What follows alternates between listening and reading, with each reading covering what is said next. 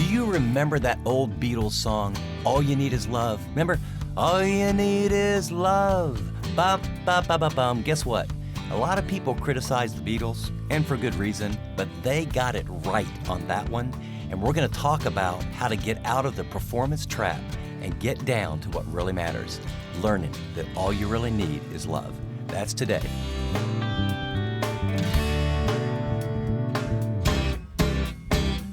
Well, thanks for joining us for this edition of Living on the Edge with Chip Ingram.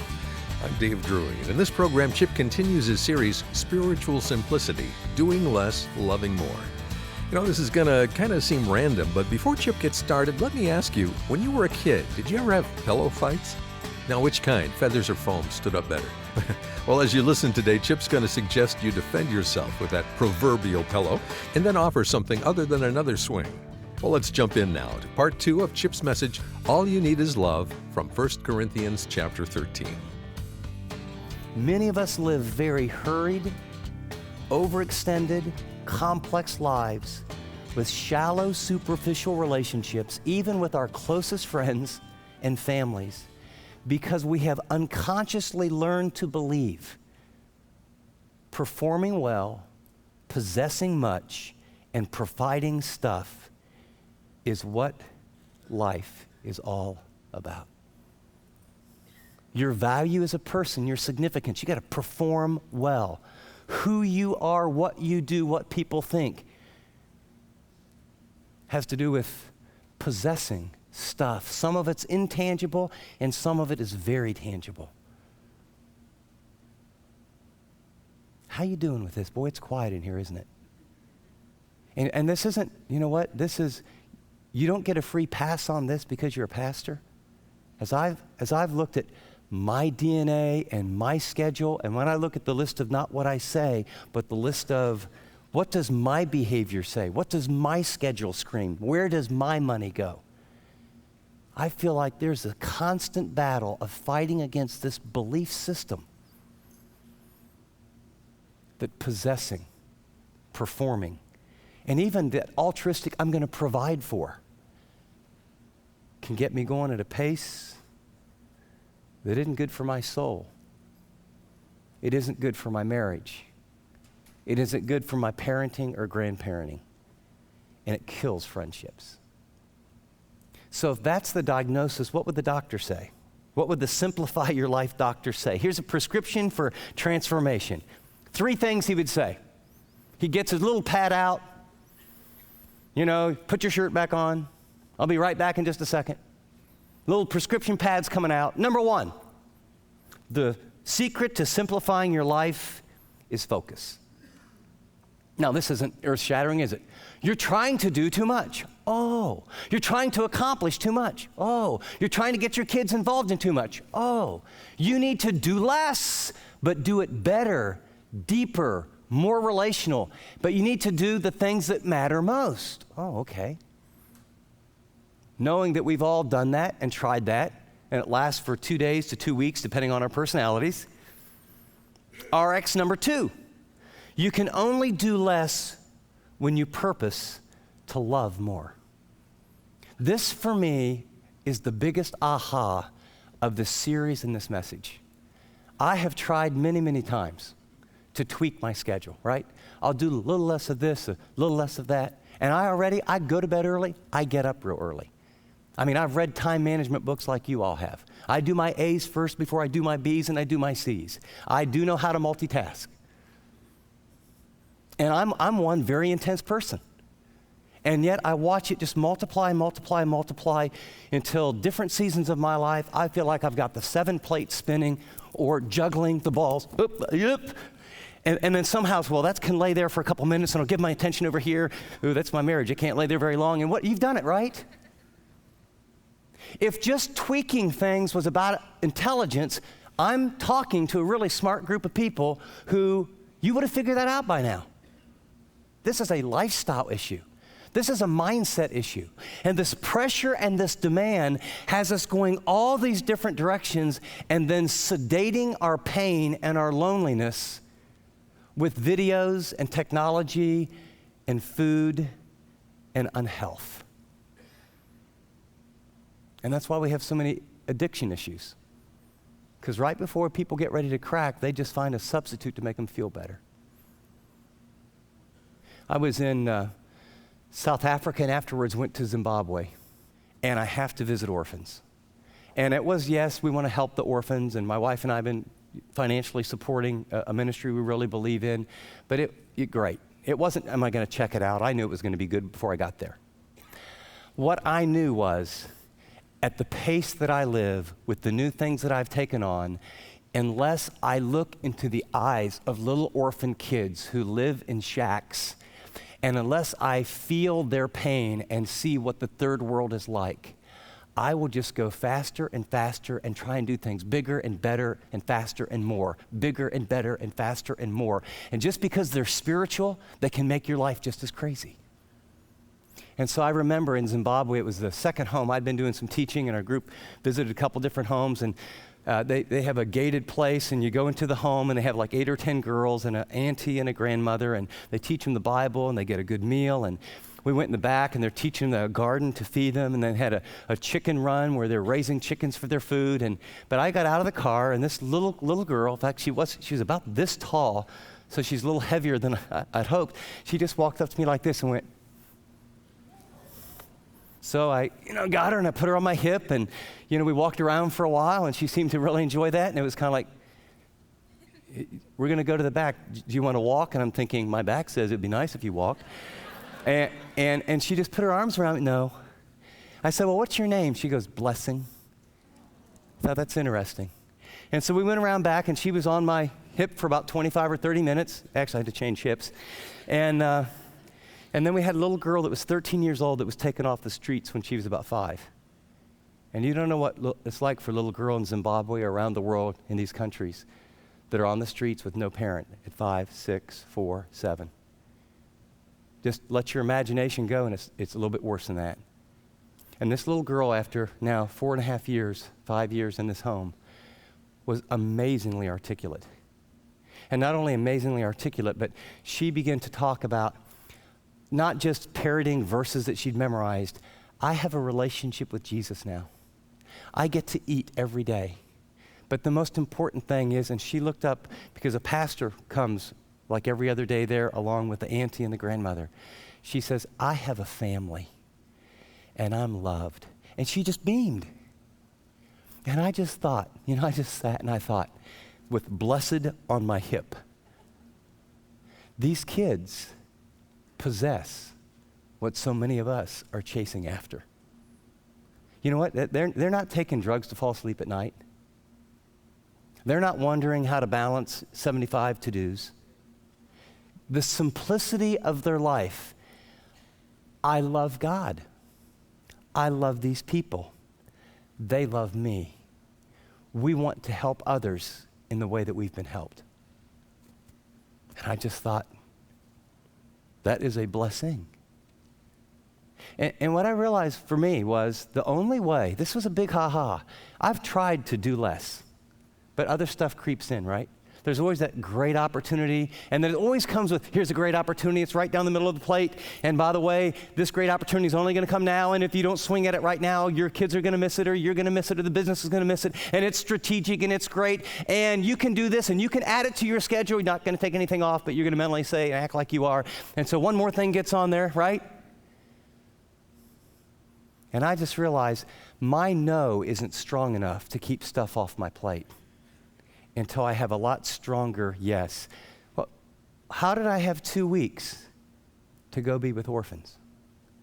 And when I was with them, and I was with these pastors, and when I saw the third world afresh, all of a sudden, some of the stuff that felt so demanding, and some of the people and things I needed to say no to, it's easy to say no to doing less when you're saying yes to loving more. The third RX is begin to redefine success. Begin to redefine success from how did I do? That's a performance question. Mom, how did I do? Dad, how did I do? Teacher, how did I do? Coach, how did I do? Corporate earnings, how did I do? Change that to who am I becoming? You might write above the question, how did I do? Performance. Then put an arrow. Who am I becoming? That's a character question. What do I have? That's possessions. Put an arrow from that and move it to, how am I using it? Not what do I have, how am I using it? You move from possessions to stewardship. And the third question is, how much do I give? What if you change that question to, why do I give? So it goes from providing to motive.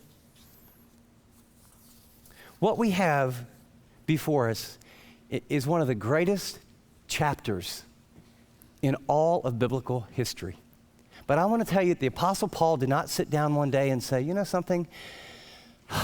I would like to write a literary masterpiece. I'd like to write something that people, whether they were Christians or non-Christians all over the world, when there's ever a wedding, they would read this. I want to provide something for people who love to decoupage.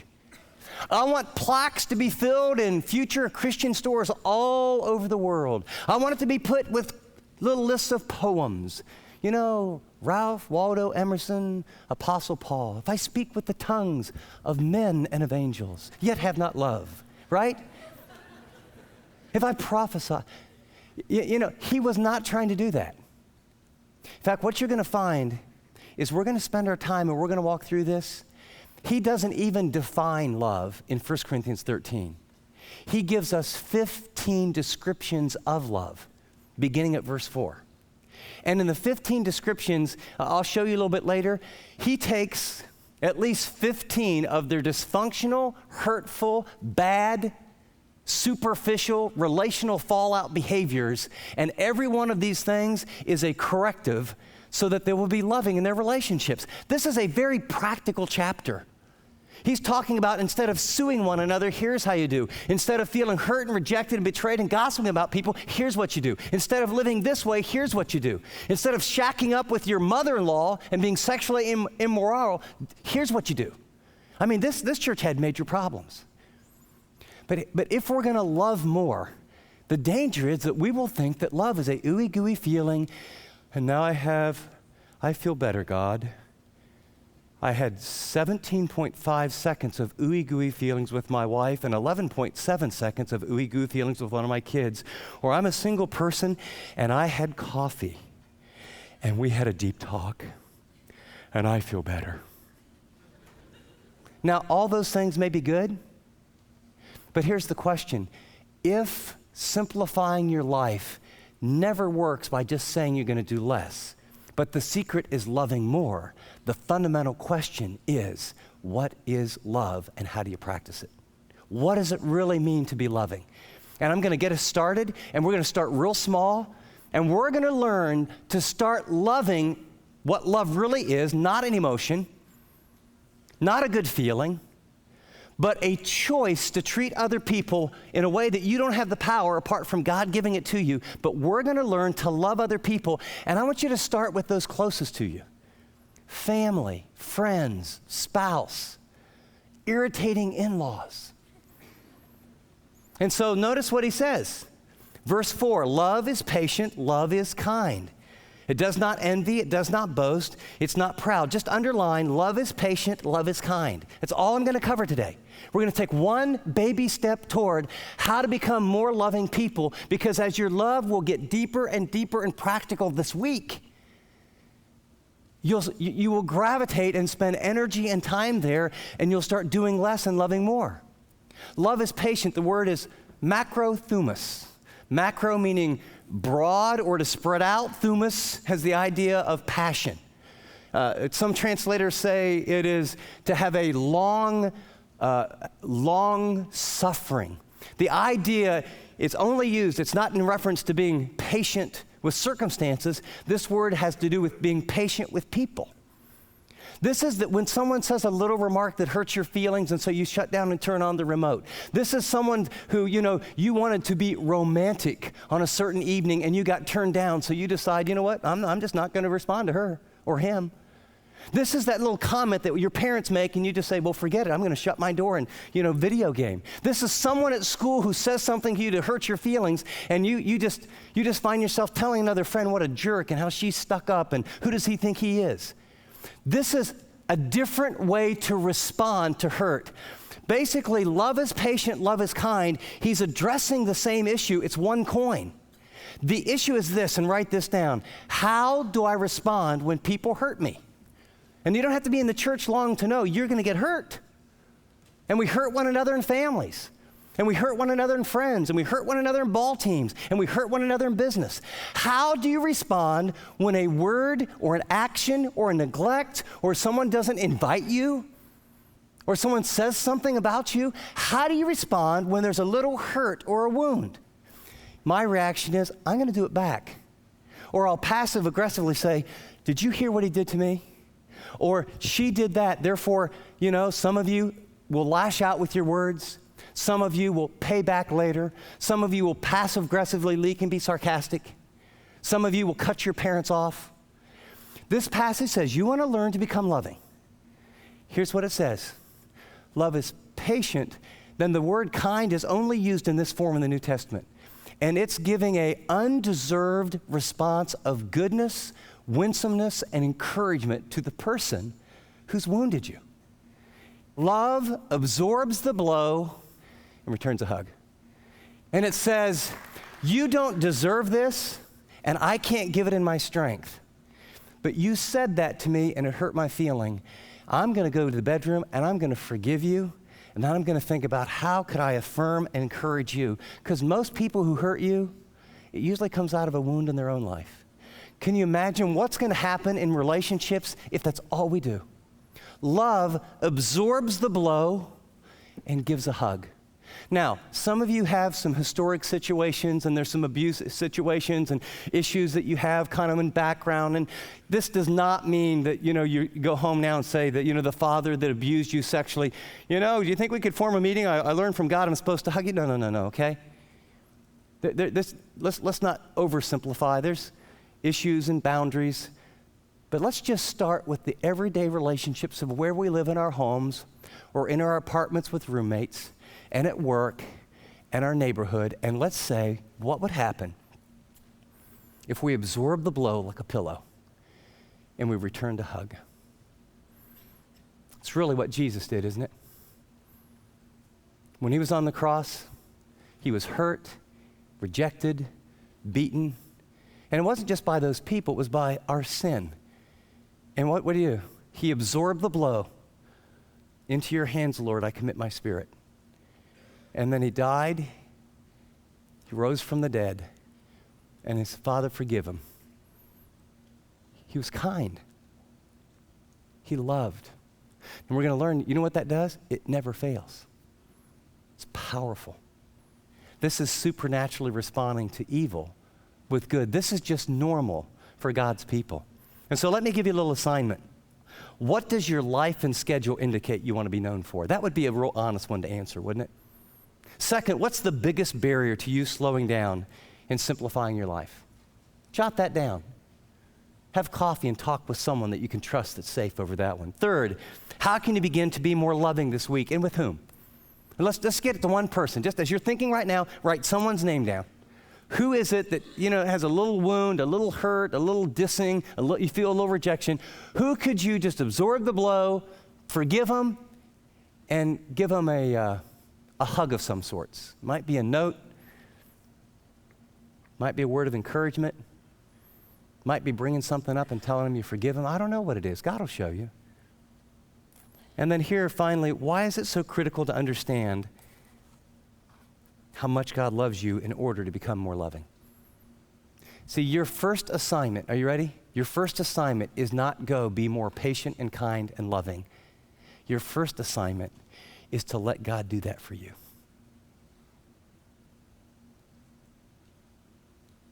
Some of us, the reason it's so hard to love, we don't let God love us. When we mess up, we beat ourselves up, we feel condemned, I'll try harder. Yesterday, I did one of the dumbest moves in my car probably in the last 10 years, and I got in the wrong lane, and then I cut over about 2.5 lanes to make a freeway exit. And as I pulled through, and I kind of had it, but I did it too fast, I did it too quick, and then I didn't see it, and a guy was out in the crosswalk. And he got by, and I just, because I was in a hurry, I mean, I just thought, and then it was real quiet. Teresa looked at me like, oh my. And she should have just wailed on me. And I said, are you okay? She goes, yeah. She goes, you almost hit that guy. I said, I know it. And then I thought of how my whole life could be different because of a hurried, stupid, foolish act. And then I started on this journey of, Chip, you're not this, you're not this, you're not this, you're not this. And because of this message, instead I just stopped. I said, God, thank you for not giving me the consequences I may have deserved. And for that, man, I just totally blew it. Father, I'm so sorry. I want to remember you're patient with me. I'm going to receive your forgiveness right now. And for some of you, you'll never be patient with others until you let God be that for you. Chip will be right back with his application, but before he does that, let me remind you that you're listening to his series, Spiritual Simplicity, Doing Less, Loving More. Spiritual simplicity challenges the norms we're pressured to assume are healthy, and it reveals the reasons behind our complaints that there's never enough time for ourselves, for the people we love, or even God.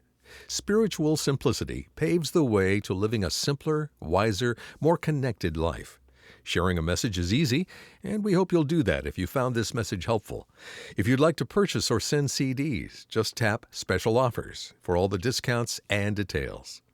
I'll be right back with some specific application to this message.